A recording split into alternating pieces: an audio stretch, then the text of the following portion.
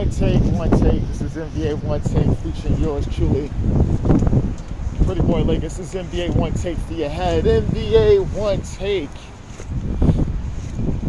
for your brain. Coming to you live, Brooklyn, New York. It's NBA Onetake.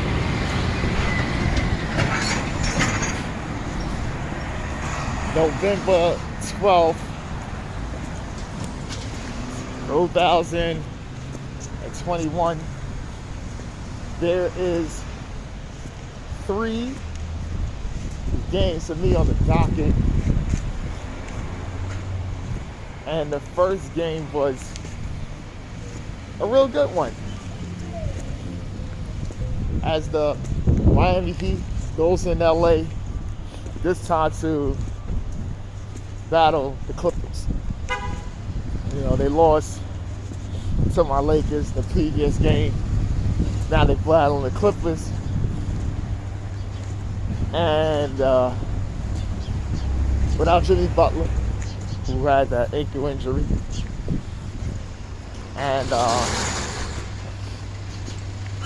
the Clippers get the win. And with that, they go 7-4 in the season. And it's kind of a surprise, really. Still without Kawhi, we don't know the status of that. It's led by Paul George. He got 27, just as regular night's work for PG-13. Eric Bledsoe, he had 22 in a real good showing. Reggie Jackson had 22 as well.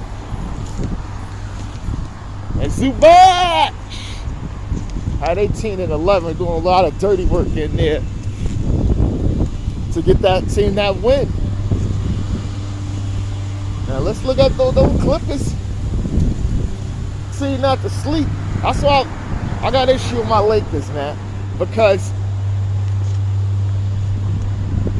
that division is hard, man. I'm telling you, it's no joke. You know what I'm saying? Even though it don't matter about it, it just matters about how good you is, man. But when you in the same division and you got to keep playing these teams like 3-4 times a year, those things add up, man. Good positioning. But going back to the game, Bam Adebayo had a great game too. He had 30 and 11. He was real clean enough. He was real go-to. I think he had almost 19 in the first quarter, if I can recall. You know, Tyler Hero still lighting it up. He had 23. And Kyle Lowry finished the game with 21. The Heat on a little slide.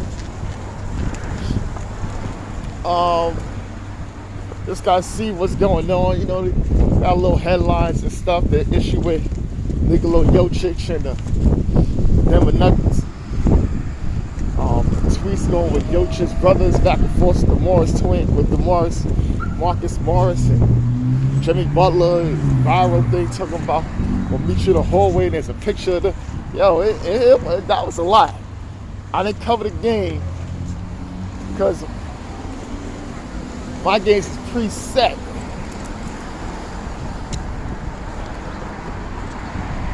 So that was tough.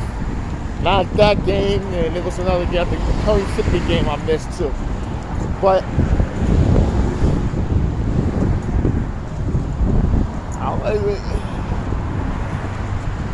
it's just something. It's just a little interesting, man. I'm watching the stuff, looking at all that. Very much entertained. But I think the Heat would be fine. The Heat is, they dogs, man. They dogs. Next game is another it's a testing game too. It's the Pacers and Jazz. The Pacers get the big one.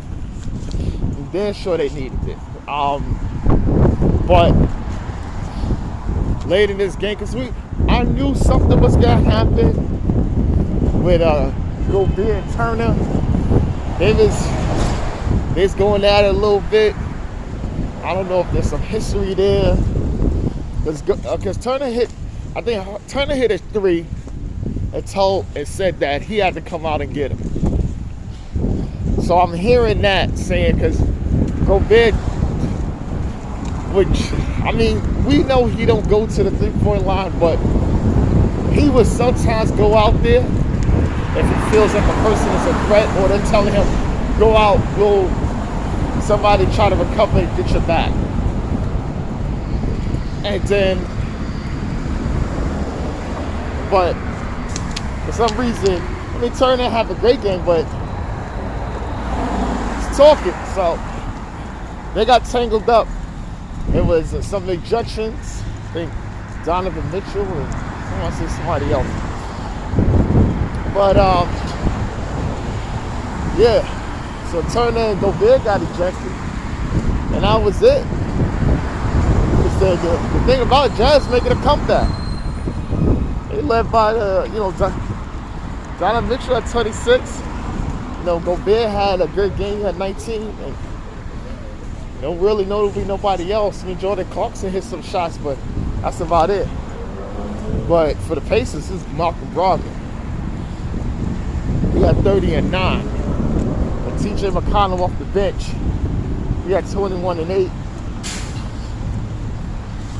And Domantas Sabonis, he was just god awful. He had 6 points.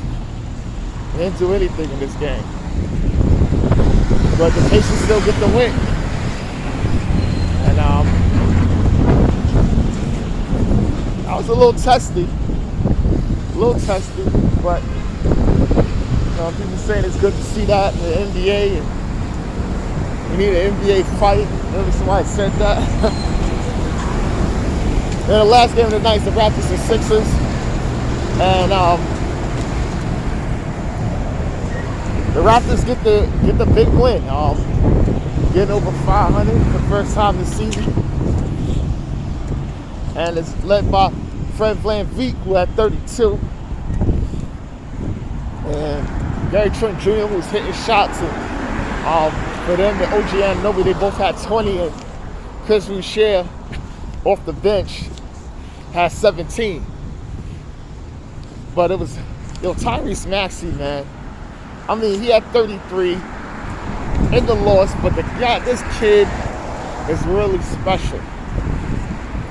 And my sister, who's a big Sixers fan, always tells me, she loved him, and she he got hard. He thinks he's a floater master, and he plays well. Tobias Harris is back too. He had 19. And Steph Curry finished with 15, respectively. But the whole thing is,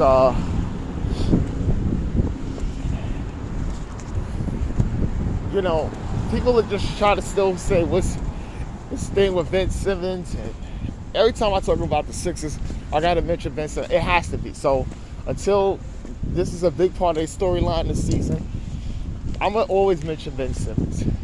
Whatever new update or whatever happens, because it's a big story. And they got to be told. And my thing is, teams are seeing who playing well because they're figuring to attach Ben Simmons.